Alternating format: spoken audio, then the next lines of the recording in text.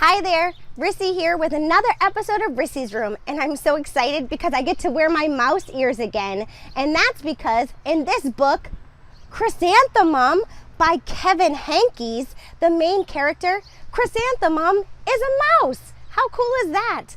And this book is specially dedicated to Kenzie. Hi, Kenzie. I hope you're having a wonderful day, and I can't wait to read Chrysanthemum with you. Chrysanthemum. The day she was born was the happiest day in her parents' lives. She's perfect, said her mother.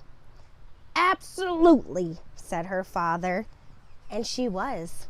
She was absolutely perfect. Her name must be everything she is, said her mother. Her name must be absolutely perfect, said her father. And it was. Chrysanthemum. Her parents named her Chrysanthemum. Chrysanthemum grew and grew and grew. And when she was old enough to appreciate it, Chrysanthemum loved her name. She loved the way it sounded when her mother woke her up. She loved the way it sounded when her father called her for dinner. And she loved the way it sounded when she whispered it to herself in the bathroom mirror. Chrysanthemum, Chrysanthemum, Chrysanthemum. Chrysanthemum loved the way her name looked when it was written with ink on an envelope. She loved the way it looked when it was written with icing on her birthday cake. And she loved the way it looked when she wrote it herself with her fat orange crayon. Chrysanthemum, Chrysanthemum, Chrysanthemum. Chrysanthemum thought her name was absolutely perfect. And then she started school. On the first day, Chrysanthemum wore her sunniest dress and her brightest smile. She ran all the way. Hooray, said Chrysanthemum, school! But when Mrs. Chud took roll call, everyone giggled upon hearing Chrysanthemum's name. It's so long, said Joe.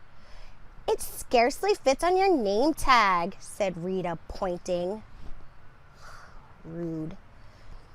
I'm named after my grandmother, said Victoria. You're named after a flower. Chrysanthemum wilted. She did not think her name was absolutely perfect. She thought it was absolutely dreadful. The rest of the day was not much better. During nap time, Victoria raised her hand and informed Mrs. Chud that Chrysanthemum's name was spelled with 13 letters. That's exactly half as many letters as there are in the entire alphabet, Victoria explained. Oh, thank you for sharing that with us, Victoria, said Mrs. Chud. Now put your head down. If I had a name like yours, I'd change it, Victoria said, as the students lined up to go home. I wish I could, thought Chrysanthemum miserably. Welcome home, said her mother. Welcome home, said her father. School is no place for me, said Chrysanthemum. My name is too long. It scarcely fits on my name tag, and I'm named after a flower. Oh, pish, said her mother. Your name is beautiful. And precious and priceless and fascinating and winsome, said her father. It's everything you are, said her mother. Absolutely perfect, said her father. Chrysanthemum felt so much better after her favorite dinner, macaroni and cheese with ketchup, and an evening filled with hugs and kisses and parcheesi. That night, Chrysanthemum dreamed that her name was Jane. It was an extremely pleasant dream. The next morning, Chrysanthemum wore her most comfortable jumper. She walked to school as slowly as she could. She dragged her feet in the dirt. Chrysanthemum, chrysanthemum, chrysanthemum, she wrote. She even looks like a flower, said Victoria as Chrysanthemum entered the playground. Let's pick her, said Rita, pointing. Let's smell her, said Joe. Chrysanthemum wilted. She did not think her name was absolutely perfect. She thought it was absolutely dreadful. The rest of the day was not much better. During nap time, Victoria raised her hand and said, "A chrysanthemum is a flower. It lives in a garden with worms and other dirty things." "Thank you for sharing that with us, Victoria," said Mrs. Chudd. "Now put your head down." "I just cannot believe your name," Victoria said as the students lined up to go home. "Neither can I," thought Chrysanthemum miserably. "Welcome home," said her mother. "Welcome home," said her father. "School is no place for me," said Chrysanthemum. "They said I even look like a flower. They pretended to pick me and smell me." "Oh, pish," said her mother. "They're just jealous." "And envious and begrudging and discontented and jaundiced," said her father. "Who wouldn't be jealous of a name like yours?" said her mother. "After all, it's absolutely perfect," said her father. Chrysanthemum felt a trifle better after her favorite dessert, chocolate cake with buttercream frosting, and another evening filled with hugs and kisses and parcheesi. That night, Chrysanthemum dreamed that she really was a chrysanthemum. She sprouted leaves and petals.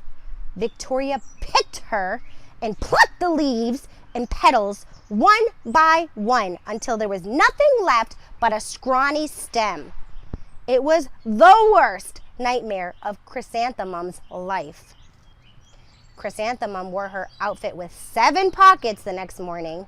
She loaded the pockets with her most prized possessions and her good luck charms.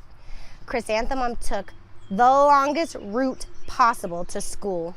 She stopped and stared at each and every flower.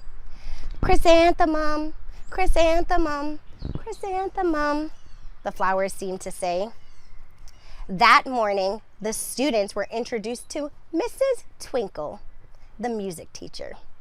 Her voice was like something out of a dream, as was everything else about her. The students were speechless. They thought Mrs. Twinkle was an indescribable wonder. They went out of their way to make a nice impression. Mrs. Twinkle led the students in scales. Then she assigned roles for the class musical. Victoria was chosen as the dainty fairy queen. Rita was chosen as the spiffy butterfly princess. Joy was chosen as the all-important pixie messenger. And Chrysanthemum was chosen as a daisy. "Chrysanthemum's a daisy, chrysanthemum's a daisy," Joy, Rita, and Victoria chanted, thinking it was wildly funny. Chrysanthemum wilted. She did not think her name was absolutely perfect. She thought it was absolutely dreadful. "What's so humorous?" asked Mrs. Twinkle. "Chrysanthemum," was the answer. "Her name is so long," said Joe. "It scarcely fits on her name tag," said Rita, pointing. "I'm named after my grandmother," said Victoria. "She's named after a flower." "My name is long," said Mrs. Twinkle. "It is?" said Joe. "My name would scarcely fit on a name tag," said Mrs. Twinkle. "It would?" said Rita, pointing. "And," said Mrs. Twinkle, "I'm named after a flower, too." "You are?" said Victoria. "Yes," said Mrs. Twinkle. "My name is Delphinium." "Delphinium Twinkle. And if my baby is a girl, I'm considering Chrysanthemum as a name. I think it's absolutely perfect. Chrysanthemum could scarcely believe her ears. She blushed. She gleamed. She bloomed. Chrysanthemum, chrysanthemum, chrysanthemum. Joe, Rita, and Victoria looked at Chrysanthemum longingly. Call me Marigold, said Joe. I'm Carnation, said Rita, pointing. My name is Lily of the Valley, said Victoria. Chrysanthemum did not think her name was absolutely perfect. She knew it. And there's an epilogue. And then there's an epilogue at the end. Overall, the class musical was a huge success. Chrysanthemum was absolutely perfect as a daisy. Victoria made the only mistake. She completely forgot her lines as the dainty fairy queen. Chrysanthemum thought it was wildly funny, and she giggled throughout the entire dance of the flowers. Eventually, Mrs. Twinkle gave birth to a healthy baby girl. And of course, she named her Chrysanthemum! So now there's 2 chrysanthemums in the world. How fun is that? Oh my goodness, oh my goodness. I hope you enjoyed that story, and I hope you have a wonderful, wonderful rest of the week. Thank you.